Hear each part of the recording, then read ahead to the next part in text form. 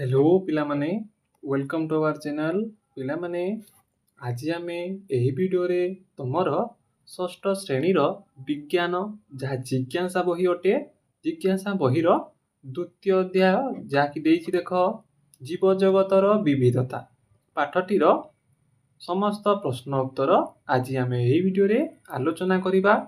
भिडियोटी आरंभ करने आगु कही रखा चाहे जदि भिडियोटी भल लगे ताले वीडियो को निश्चय गोटे लाइक कर और चैनल को सब्सक्राइब करके रख जहाद्वारा यही बोली आग को आसवाक समस्त अध्यायर प्रश्न उत्तर तुम मैंने पाइपर।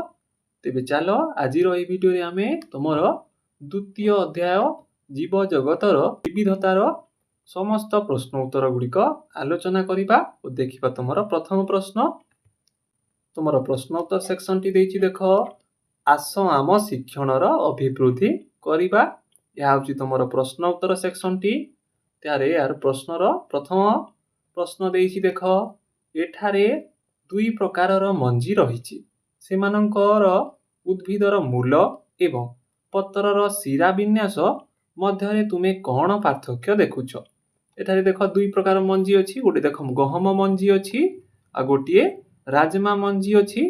तेबे यही दुही मंजीर उद्भिद है गहम गछ और राजमार गछर पत्रर शिरा और विन्यास मध्य कौन पार्थक्य अच्छी ताहा आमे लिखिबा।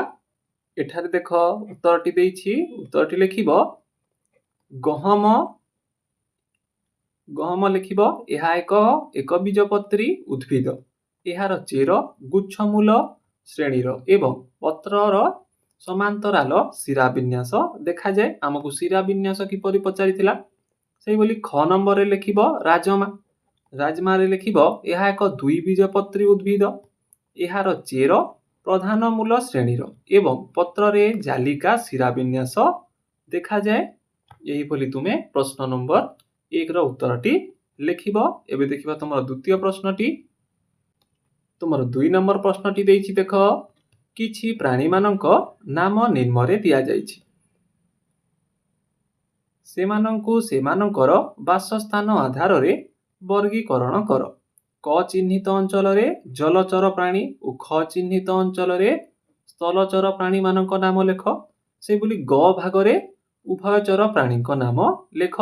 एठारे देख किछिटी प्राणी मानकर नाम दिया जाइछि। क रे आमे लिखिबा जलचर हैला क रे आमे जलचर प्राणी गुड़िकर नाम लिखिबा और सेही बोली ख रे आमे स्थलचर हैला स्थलचर प्राणी गुड़िकर नाम आमे ख रे लिखिबा। सेही बोली ग रे आमे उभयचर हैला एठारे उभयचर प्राणी गुड़िकर नाम लिखिबा आमे ग रे।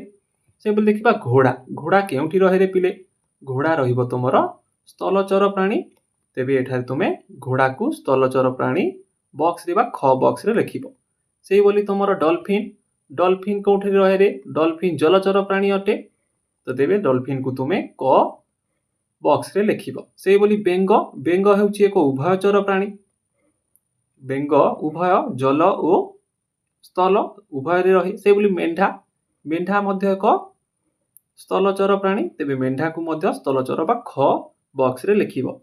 सेही बोली कुंभीर कुंभीर कोन रे कुंभीर मध्य एक उभयचर प्राणी अटे तेबे कुंभीर को तुमे मध्य ग रे लिखिबो।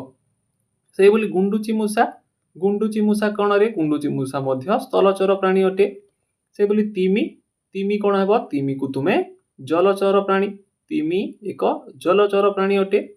से बोली जिया जिया कोन रे जिया स्थलचर प्राणी अटे यह पानी रे रहेनी जिया स्थलचर प्राणी।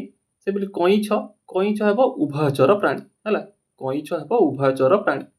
से बोली पारा पारा हेबो स्थलचर प्राणी यह एही बोली तुमे समस्त प्राणी माननकु वर्गीकरण करि परिबो हैला जलचर उभयचर स्थलचर को। यह थिला तुमर 2 नंबर प्रश्नटीर उत्तर। एबे देखिबा तुमर नेक्स्ट प्रश्न प्रश्न नंबर 3 तुमर नेक्स्ट 3 नंबर प्रश्न पचारिछि देख मुनुर मा एक बगीचा करिसंती दिने से माटीरू मूला खोलुथिले से मनु को कहिथिले जे मूला एक प्रकारर मूल गोटे मूला को लक्ष्य कर एवं यह केउ प्रकारर मूल ताहा ଲେଖ। ମୂଲା ଗଛର ପତ୍ରରେ ତୁମେ କେଉଁ ପ୍ରକାର ଶିରା ବିନ୍ୟାସ ଦେଖିଲ? ହେଲା, ତେବେ ତୁମେ ଏଠାରେ ଏହାର ଉତ୍ତରଟି ଲେଖିବ। ପ୍ରକାର ମୂଲା ଏକ ରୂପାନ୍ତରିତ ପ୍ରଧାନ ମୂଳ। ଏହା ଖାଦ୍ୟ ସଞ୍ଚୟ କରି ମାଂସଲ ହୋଇଥାଏ। ହେଲା, ସେହିଭଳି ଶିରା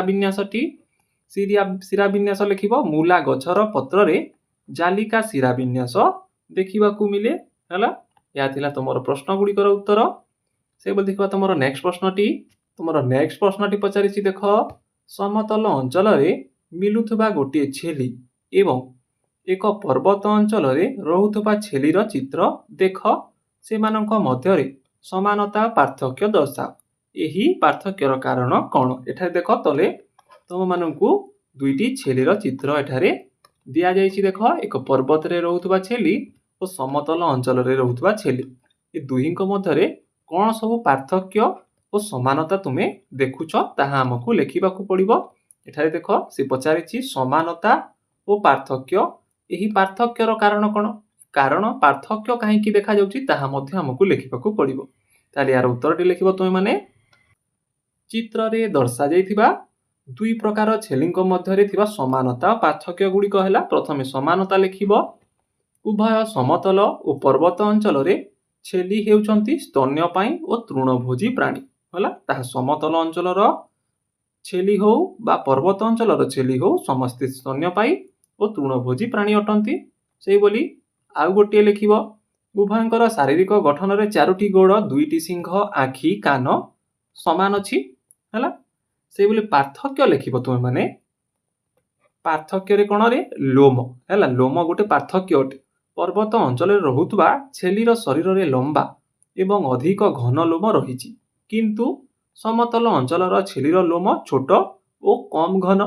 ହେଲା, ଏହା ଗୋଟେ ପାର୍ଥକ୍ୟ ହୋଇପାରେ। ସେଭଳି ନେକ୍ସଟ ପାର୍ଥକ୍ୟଟି ଲେଖିବ। ଶରୀରର ଆକାର। ପର୍ବତ ଅଞ୍ଚଳର ଛେଳି ଦେଖିବାକୁ ଅଧିକ ହୃଷ୍ଟପୁଷ୍ଟ ଓ ବଳିଷ୍ଠ, ଯାହା ତାହାକୁ ପାହାଡ଼ିଆ ରାସ୍ତାରେ ଚାଲିବାରେ ସାହାଯ୍ୟ କରୁଛି। ହେଲା, ସେହିଭଳି ଖୁରା। ଖୁରା କ'ଣ ରେ? ପର୍ବତ ଅଞ୍ଚଳର ଛେଳି ଖୁରା ଖୁବ୍ ଶକ୍ତ ହୋଇଥାଏ, ଯାହାଦ୍ୱାରା ସେ ଢାଲୁ ଓ ପଥୁରିଆ ସ୍ଥାନରେ ସହଜରେ ଚଢ଼ିପାରେ, କିନ୍ତୁ ସମତଳ ଅଞ୍ଚଳର ଛେଳିର ଖୁରା ସେତେ ଶକ୍ତ ନୁହେଁ। ହେଲା, ସେହିଭଳି ଦେଖିବା କାରଣ ପାର୍ଥକ୍ୟ। ଏ ପାର୍ଥକ୍ୟ କାହିଁକି ଦେଖାଯାଏ ତାର କାରଣ ଗୁଡ଼ିକ ଲେଖିବ। ଏଠାରେ ଦେଖ, ପାର୍ଥକ୍ୟର କାରଣ ଲେଖିବ। ଏହି ପାର୍ଥକ୍ୟର ମୁଖ୍ୟ କାରଣ ହେଉଛି ଅଭିଯୋଜନ। ପର୍ବତ ଅଞ୍ଚଳରେ ଖୁବ୍ ଶୀତ ହେଉଥିବାରୁ ସେହି ପ୍ରବଳ ଥଣ୍ଡାରୁ ରକ୍ଷା ପାଇବା ପାଇଁ ପ୍ରକୃତି ସେମାନଙ୍କୁ ଘନ ଓ ଲମ୍ବା ଲୋମ ପ୍ରଦାନ କରିଛି। ସେହିଭଳି ପାହାଡ଼ିଆ ଓ ପଥୁରିଆ ସ୍ଥାନରେ ନିଜକୁ ସୁରକ୍ଷିତ ଭାବେ ଚଳପ୍ରଚଳ କରିବା ପାଇଁ ସେମାନଙ୍କ ଶରୀରର ଗଠନ ସମତଳ ଅଞ୍ଚଳର ପ୍ରାଣୀଙ୍କ ଠାରୁ ଭିନ୍ନ ହୋଇଥାଏ। ଏହିସବୁ କାରଣ ଯୋଗୁଁ ତାହା ଅଲଗା ଦେଖାଯାଉଛି। ଏହା ଥିଲା ତୁମର ଉତ୍ତରଟି। ଏବେ ଦେଖିବା ତୁମର ନେକ୍ସଟ ପ୍ରଶ୍ନଟି। ତୁମର ନେକ୍ସଟ ପ୍ରଶ୍ନଟି ଦେଇଛି। ଦେଖ, ପ୍ରଶ୍ନ ନମ୍ବର 5। ଏହି ଅଧ୍ୟାୟରେ ଆଲୋଚନା କରାଯାଇଥିବା ବୈଶିଷ୍ଟ୍ୟ ବ୍ୟତୀତ ଅନ୍ୟ କୌଣସି ବୈଶିଷ୍ଟ୍ୟ ଆଧାରରେ ନିମ୍ନଲିଖିତ ପ୍ରାଣୀଙ୍କୁ 2ଟି ଶ୍ରେଣୀରେ ବିଭକ୍ତ କର। ଏଠାରେ ଦେଖ, କିଛିଟି ପ୍ରାଣୀମାନଙ୍କର ନାମ ଦେଇଛି, ଯେପରିକି ଦେଇଛି ଗାଈ, ଅସରପା, ପାରା, ବାଦୁଡ଼ି, କଇଁଛ, ତିମି, ମାଛ, ଝିଣ୍ଟିକା ଓ ଝିଟିପିଟି। ଏହାକୁ ଆମକୁ 2ଟି ଶ୍ରେଣୀଭୁକ୍ତ କରିବାକୁ ପଡ଼ିବ। ଏହାର ଉତ୍ତରଟି ଲେଖିବ ତୁମେମାନେ। ପରିବେଶ ଉପରେ ପ୍ରଭାବ। ଜଙ୍ଗଲ କ୍ଷୟ ଯୋଗୁଁ ବାୟୁମଣ୍ଡଳରେ ଅଙ୍ଗାରକାମ୍ଳ ବଢ଼ି ବିଶ୍ୱତାପନ ଦେଖାଦେବ। ବନ୍ୟଜନ୍ତୁମାନେ ବାସସ୍ଥାନ ହରାଇବେ। ବୃଷ୍ଟିପାତ ଅନିୟମିତ ହେବ। ପରିସ୍ଥିତିର ମୁକାବିଲା ପାଇଁ ତୁମେ ପନ୍ଥା ଲେଖିବ। ଅଧିକରୁ ଅଧିକ ବୃକ୍ଷରୋପଣ କରିବା, ଜଙ୍ଗଲ ସଂରକ୍ଷଣ ନିୟମକୁ କଡ଼ାକଡ଼ି ପାଳନ କରିବା ଏବଂ ସୀମିତ ସମ୍ବଳର ସଠିକ ବ୍ୟବହାର କରିବା ଉଚିତ। ଏହିଭଳି ତୁମେ ଉତ୍ତରଟି ଲେଖିବ। ଏବେ ଦେଖିବା ତୁମର ନେକ୍ସଟ ପ୍ରଶ୍ନଟି। ତୁମର ନେକ୍ସଟ ପ୍ରଶ୍ନଟି ଦେଇଛି। ଦେଖ, ପ୍ରଶ୍ନ ନମ୍ବର 7। ଫ୍ଲୋଟ୍ ଚାର୍ଟକୁ ବିଶ୍ଳେଷଣ କର। କ ଓ ଖ ସ୍ଥାନରେ ଉଦ୍ଭିଦର ନାମ ଲେଖ। ଏଠାରେ ଦେଖ, କ ନାମକ ସ୍ଥାନ ଓ ଖ ନାମକ ସ୍ଥାନରେ ଆମକୁ ଉଦ୍ଭିଦର ନାମ ଲେଖିବାକୁ ପଡ଼ିବ। ଯେପରିକି ପ୍ରଥମେ ପଚାରିଛି ଉଦ୍ଭିଦ, ଏଥିରେ ପତ୍ର ଅଛି କି? ତାହେଲେ ସେ କହିଛି ହଁ। ତାପରେ ଦେଇଛି ଏହାର ଜାଲକ ଶିରାବିନ୍ୟାସ ଅଛି କି? ତାହାର ଉତ୍ତର ହେଉଛି ହଁ। ସେହିଭଳି ଜାଲକ ଶିରାବିନ୍ୟାସ ନଥିବା ଏକ ଗଛର ନାମ ଲେଖିବାକୁ ପଡ଼ିବ ଓ ଏକ ସାର ଶିରା ବିନ୍ୟାସ ଜାଲକ ଶିରା ବିନ୍ୟାସ ଥିବା ଗଛର ନାମ ଲେଖିବାକୁ ପଡ଼ିବ। ତେବେ ଦେଖିବା ଉତ୍ତରଟି। ଫ୍ଲୋ ଚାର୍ଟ ଅନୁସାରେ ସ୍ଥାନ କରେ ତୁମେ ଲେଖିବ ପତ୍ର ଅଛି, ଜାଲକ ଶିରା ବିନ୍ୟାସ ଅଛି, ତାହେଲେ ତୁମେ ଗଛଟିର ନାମ ଲେଖିବ। ଆମ୍ବ ଗଛ ଲେଖିପାରିବ କିମ୍ବା ମନ୍ଦାର ଗଛ ଲେଖିପାରିବ। ଏଇଭଳି କୌଣସି ଗଛର ନାମ ତୁମେ ଲେଖିପାରିବ। ସେଇଭଳି ସ୍ଥାନ ଖରେ କ'ଣ କହିଛି? ପତ୍ର ଅଛି କିନ୍ତୁ ଜାଲକ ଶିରା ବିନ୍ୟାସ ନାହିଁ। ହେଲା, ତେବେ ତୁମେ ଧାନ ଗଛ ଲେଖିପାରିବ, ମକା ଗଛ ଲେଖିପାରିବ। ଏଇଭଳି ତୁମେ ଗଛର ନାମ ଗୁଡ଼ିକ ଲେଖିପାରିବ। ତୁମର ନେକ୍ସଟ ପ୍ରଶ୍ନଟି ଦେଇଛି ଦେଖ। ରାଜୁ ତା ବନ୍ଧୁ ସଞ୍ଜୟ ସହିତ ଯୁକ୍ତିତର୍କ କରିଥିଲା ଯେ ମନ୍ଦାର ହେଉଛି ଏକ ବୁଦା। ସଞ୍ଜୟ ସ୍ପଷ୍ଟୀକରଣ ପାଇଁ କ'ଣ ପ୍ରଶ୍ନ ପଚାରିଥିବ? ତେବେ ଏହାର ଉତ୍ତର ଲେଖିବ ତୁମେ ମାନେ। ସଞ୍ଜୟ ନିମ୍ନଲିଖିତ ପ୍ରଶ୍ନ ଗୁଡ଼ିକ ପଚାରି ଥାଇପାରେ। ମନ୍ଦାର ଗଛର କାଣ୍ଡ କ'ଣ ଗଛର ମୂଳ ପାଖରୁ ଶାଖା ପ୍ରଶାଖା ମେଲାଇଥାଏ? ଏହିଭଳି ଏକ ପ୍ରଶ୍ନ ପଚାରି ଥାଇପାରେ। ସେଭଳି ନେକ୍ସଟ ପ୍ରଶ୍ନ ଲେଖିବ ମନ୍ଦାର ଗଛ କାଣ୍ଡ ବହୁତ ମୋଟା ଓ ଶକ୍ତ ନୁହେଁ କି? ସେଇଭଳି ଏହାର ଉଚ୍ଚତା କ'ଣ ବଡ଼ ଗଛ ତୁଳନାରେ କମ୍ କି? ଏଇଭଳି କିଛି ପ୍ରଶ୍ନ ସେ ପଚାରି ପାରିବ। ତୁମର ନେକ୍ସଟ ପ୍ରଶ୍ନଟି ଦେଇଛି ଦେଖ। ସାରଣୀରେ ଥିବା ସୂଚନା ଆଧାରରେ ପ୍ରତ୍ୟେକ ଶ୍ରେଣୀ ପାଇଁ ଏହି ଉଦ୍ଭିଦ ଗୁଡ଼ିକର ଉଦାହରଣ ଲେଖ। ହେଲା, ଏଠାରେ ଦେଖ ଶ୍ରେଣୀ ଦେଇଛି କ ଖ। ସେଭଳି ମଞ୍ଜିର ପ୍ରକାର ଦେଇଛି କରେ ଦେଇଛି ଦେଖ ଦ୍ୱିବୀଜପତ୍ରୀ ଓ ମୂଳର ପ୍ରକାର ଦେଇଛି ପ୍ରଧାନ ମୂଳ। ତେବେ ଉଦାହରଣ ଗୋଟେ ଗଛର ଉଦାହରଣ ଆମକୁ ଲେଖିବାକୁ ପଡ଼ିବ। ସେଭଳି ଖରେ ଦେଇଛି ଦେଖ ଏକ ବୀଜପତ୍ରୀ ଓ ଗୁଚ୍ଛ ମୂଳ। ତେବେ ଏହାର ଗୋଟେ ଗଛର ଉଦାହରଣ ଲେଖିବାକୁ ପଡ଼ିବ। ଓ ପ୍ରଶ୍ନ ପଚାରିଛି ଦେଖ ଶ୍ରେଣୀ କର ଉଦ୍ଭିଦ ଗୁଡ଼ିକର ଆଉ କ'ଣ ସମାନତା ରହିଛି? ସେଭଳି ଖ ପଚାରିଛି ଶ୍ରେଣୀ ଖ ଉଦ୍ଭିଦ ଗୁଡ଼ିକର ଆଉ କେଉଁ ସମାନତା ରହିଛି? ଦେଖିବା ଏହାର ଉତ୍ତରଟି। ତେବେ ଏଠାରେ ତୁମେ ଉଦାହରଣରେ ଗଛ ଗୁଡ଼ିକର ନାମ ଲେଖିବ। ଦେଖ କରେ ଲେଖିବ ତୁମେ ଆମ୍ବ, ଚଣା, ମନ୍ଦାର। ଏହିଭଳି ତୁମେ ଗଛ ଗୁଡ଼ିକ ଲେଖିପାରିବ। ଖରେ ଲେଖିବ ଧାନ, ମକା, ଗହମ ଆଦି ଗଛ ଗୁଡ଼ିକର ନାମ ତୁମେ ଖରେ ଲେଖିବ। ତେବେ ଦେଖିବା ତାର ପ୍ରଶ୍ନ ଗୁଡ଼ିକର ଉତ୍ତର। କ ନମ୍ବର ପ୍ରଶ୍ନ ପଚାରିଥିଲା ଦେଖ ଶ୍ରେଣୀ କର ଉଦ୍ଭିଦ ଗୁଡ଼ିକର ଆଉ କ'ଣ ସମାନତା ରହିଛି?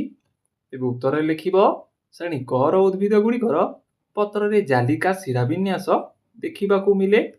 ସେଭଳି ଖରେ ଲେଖିବ ଖ ପଚାରିଛି ଦେଖ ଶ୍ରେଣୀ ଖର ଉଦ୍ଭିଦ ଗୁଡ଼ିକର ଆଉ କ'ଣ ସମାନତା ରହିଛି?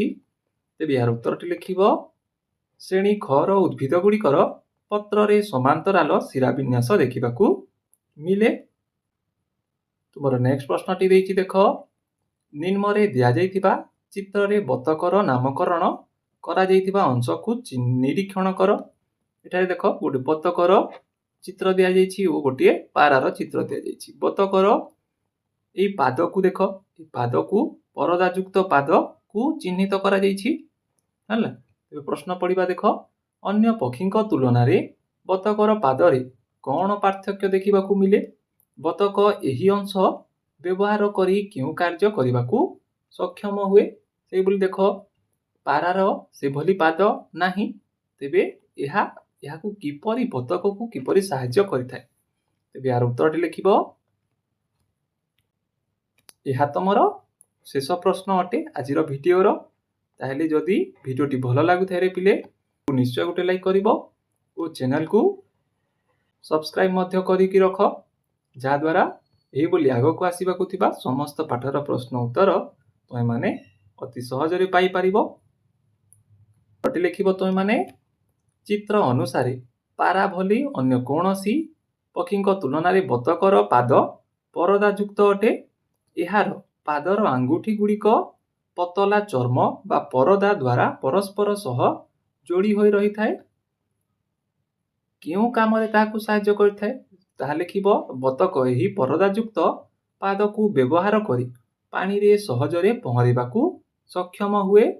ଏହି ପାଦଗୁଡ଼ିକ ପାଣିରେ ହେଣ୍ଟା ବା କେରୁଆ ଭଳି କାମ କରି ବତକକୁ ଆଗକୁ ବଢ଼ିବାରେ ସାହାଯ୍ୟ କରେ। ଏହା ଥିଲା ତୁମର ପ୍ରଶ୍ନ ଗୁଡ଼ିକର ଉତ୍ତର।